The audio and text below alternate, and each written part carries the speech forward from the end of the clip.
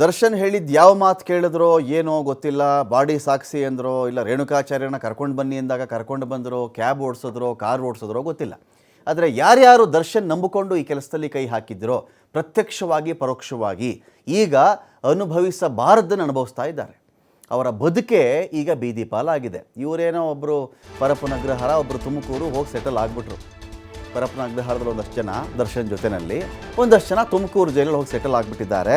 ಮನೆಯವರ ಕಥೆಗಳಿದೆಯಲ್ಲ, ಒಬ್ಬೊಬ್ಬರ ಮನೆ ಕಥೆಯು ಒಂದೊಂದು ಗೋಳಾಗ್ಬಿಟ್ಟಿದೆ. ಈಗ ಇವರೇನೋ ಮಾಡಿದ್ದುಣ್ಣೋ ಮಹಾರಾಯ ಅಂಥೇಳಿ ಇದು ಬಿಟ್ಟಿದ್ದಾರೆ. ಇವರು ಜೈಲುಗಳಲ್ಲಿ ಕಂಬಿ ಎಣಿಸ್ಕೊಂಡು 1 2 3 3 2 1 ಕೂತ್ಬಿಟ್ಟಿದ್ದಾರೆ ಅಲ್ಲಿ.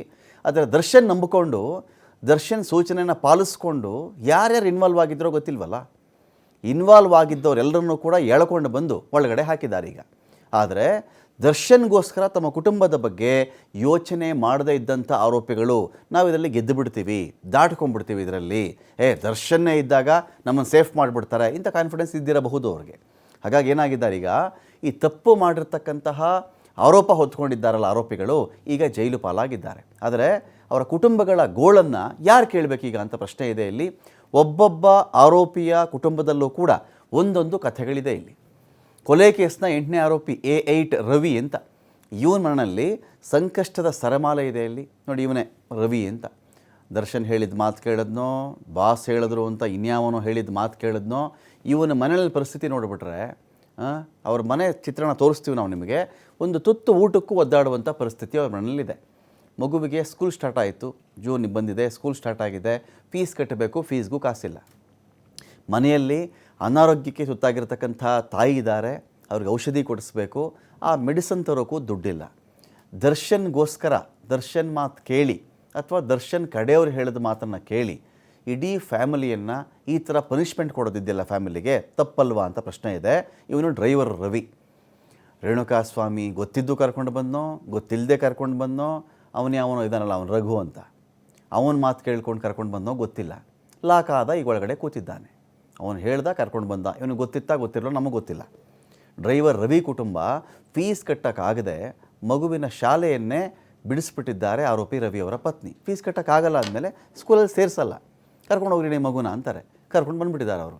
ಕಾರ್ ಓಡಿಸ್ಕೊಂಡು ಜೀವನ ಮಾಡ್ತಾ ಇದ್ದಂಥವ್ನು ಇವನು.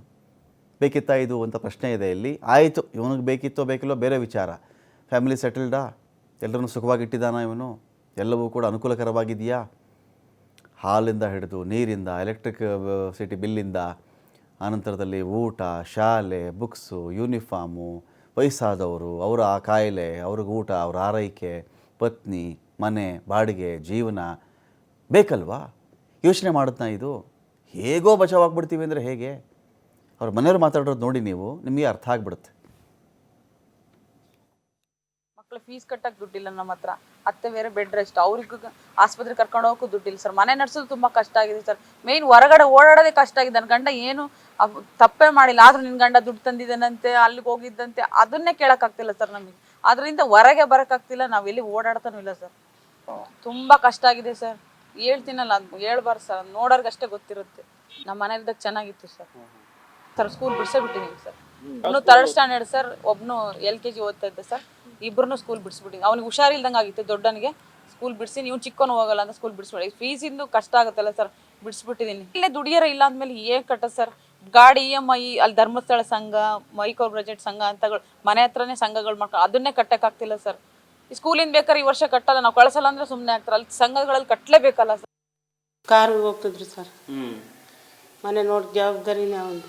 ಇಲ್ಲಿ ನಾವು 3 ದೊಡ್ಡವರು, 2 ಮೊಮ್ಮಕ್ಕಳು. ಇದು ಈ ಸುದ್ದಿ ಗೊತ್ತಾಗಿದ್ದು ಬೃಹಸ್ಪತಿ ದಿವಸ ಸಾಯಂಕಾಲ 7:15 ಗೊತ್ತಾಗಿತ್ತು. ಅವನ ಮನೆಯಲ್ಲಿ ಹೇಳಿಲ್ಲ, ಸುಮ್ಮನೆ ಅವನೆಟ್ಟಿಗೆ ಅವನು ಅದೇ ಎದ್ದು ಅದು ಹೆಂಡ್ತಿಗೆ ಹೇಳಲಿಲ್ಲ, ತಾಯಿಗೂ ಹೇಳಲಿಲ್ಲ. ನಮಗೆ ಗೊತ್ತಿಲ್ಲ. TVಯಾಗ ನೋಡ್ಕೊಂಡು ಎಲ್ಲರೂ ಹೇಳಿದಾಗ ಅವಾಗ ಗೊತ್ತಾಗಿತ್ತು. ಹಿಂಗೆ ಮಾಡಿದ್ದಾರೆ, ಹಿಂಗೆ ಹೋಗಿದ್ದಾರೆ ಅಂತ ಗೊತ್ತಾದ ಸರ್. ಇಬ್ರು ಸ್ಕೂಲ್ಗೆ ಹೋಗ್ತಾರೆ ಸರ್. ಒಂದು ಹುಡುಗನ ಕಟ್ಟಿ ಕಳಿಸಿಲ್ಲ, 2 ಮನೆಗೆ ಅದಾವೆ ಅಂತಂದ್ರು ಸರ್. ಇಲ್ದಿದ್ದಕ್ಕೆ ಸರ್, ಅವ್ನು ದುಡಿಬೇಕು, ನಾವು ಜೀವನ ಮಾಡಬೇಕು ಸರ್. ಅವ್ನು ದುಡಿಬೇಕು, ನಾವು ಜೀವನ ಮಾಡಬೇಕು, ಅಷ್ಟು ಬಿಟ್ಟರೆ ಇನ್ನೇನಿಲ್ಲ. ಈಗ ಹೋಗಿದ್ದಾನ ನೋಡಿ, ಅಯ್ಯಮ್ಮ ತಂಗಿ ಮನೆಗೆ ಹೋಗೈತಿ, ನಾನು ಮಗಳ ಮನೆಗೆ ಹೋಗಿದ್ದೆ. ಅಲ್ಲೇ ನನಗೆ ಸರಿ ಹೋಗೋದಕ್ಕೆ ಇಲ್ಲಿ ಮನೆಗೆ ನನ್ನ ಮನೆ ಬಾಗ್ಲಿಗೆ ನಾನು ಬಿಡಮ್ಮ, ನಾನು ಹೆಂಗಾರ ಇರ್ತೀನಿ ಅನ್ನೋಕ್ಕೆ ಮಗಳು ತಂದು ನಿನ್ನೆ ಬಿಟ್ಟೋದು. ರವಿ ಇದ್ದಾಗ ದುಡಿಮೆ ಮಾಡೋನು ಸಹ ಎಲ್ಲ ಇದು ಮಾಡ್ತಿದ್ವಿ. ಈಗ ಏನಿಲ್ಲ ಸರ್, ಏನು ಮಾಡೋಕ್ಕಾಗುತ್ತೆ. ಕಾರ್ಗೆ ಹೋಗ್ತಿದ್ರಿ ಸರ್. ಮನೆ ನೋಡಿ ಜವಾಬ್ದಾರಿನೇ ಒಂದು. ಮನೆಯಲ್ಲಿ ನಾವು 3 ದೊಡ್ಡವರು 2 ಮೊಮ್ಮಕ್ಕಳು. ಇದು ಈ ಸುದ್ದಿ ಗೊತ್ತಾಗಿದ್ದು ಬೃಹಸ್ಪತಿ ದಿವಸ ಸಾಯಂಕಾಲ 7:15 ಗೊತ್ತಾಗಿತ್ತು.